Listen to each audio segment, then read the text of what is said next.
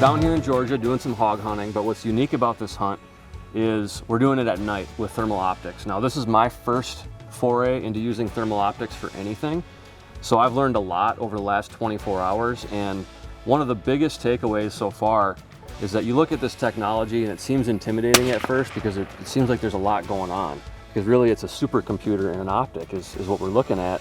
But a company like Burris has made it a lot more simple for the average person, the average hunter, to get into thermal and start hunting with thermal with the devices that they developed, like the one we're looking at right here, which is aptly named as the ClipOn.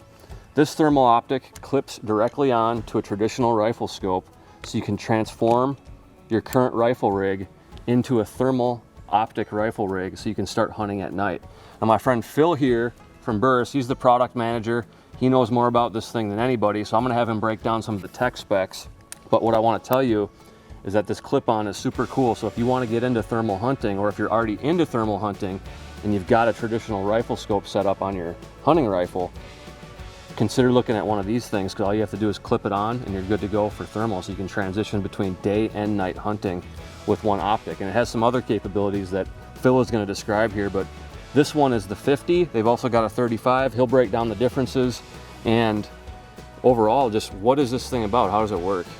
So how it's worked, that is a lesson in a lot of crazy advanced thermal imaging technology. Won't get into the super details about that, but it really does put a thermal image right in front of your normal daytime optic, whether it's a little prism sight, a red dot, a traditional rifle scope. Right there we've got a full field 2.5 to 10, even a big time precision scope. You could slap this guy right in front of it and basically overlay your normal image with thermal.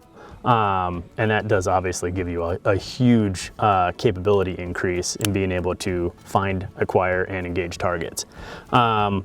Going into the differences between these two, as you can see, we've got the 35mm here with the rail mount adapter on it. So that's just a little quick disconnect lever that'll attach to a rail on like your AR-15, AR-10, whatever it happens to be. And then this is the 50mm model with our objective mount on it. That objective mount is just, as you said, you pop that lever off, pop it onto the objective, quick and easy. The nice thing about that is it does allow you, with these quick disconnect options, it allows you to actually use it as a handheld scanner. So if I need to scan a field without having to move my gun around, I can do that, and then slap this guy right in front of my scope when I need to engage a target. So don't be confused about the difference between the 35 and the 50. You've got adapters for this clip-on that'll fit on the objective lens, on the objective side of any traditional rifle scope, Just right? about, yeah. So the 35 and the 50 has nothing to do with the objective on your primary rifle scope. It's more about field of view and depth of field, right? Right, so the primary difference, you know, you can see that there's a slight difference in size and shape of those. That's all the objective lens there.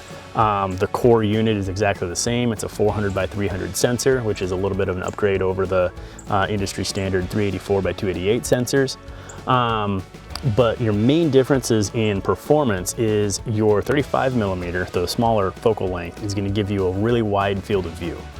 Whereas the 50mm model is going to give you a really deep depth of field. Way to explain that is kind of your wide field of view means I'm looking over a wider area. I kind of prefer to see more of my field at once, and I'll just run the focus wheel and keep everything in focus as I go.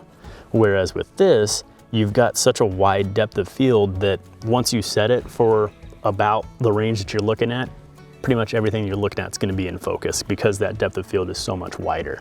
The sacrifice is you lose a little bit of field of view, but different strokes for different folks, I guess. So this is the clip-on. Burris has a couple of other options. They've got a handheld, and then they've got a thermal optic that functions more like a traditional rifle scope, where it is actually the primary optic on your rifle, added on there, and then you're going to use it for hunting at night specifically. This gives you the adaptability. You can use it as a handheld, you can put it on your rifle scope to hunt at night, or you can take it off and just use your traditional rifle scope like you normally would during the day. So whether you want to get into thermal for the first time, or perhaps you're experienced with it and you just want to add another tool to your arsenal, check out this clip-on from Burris.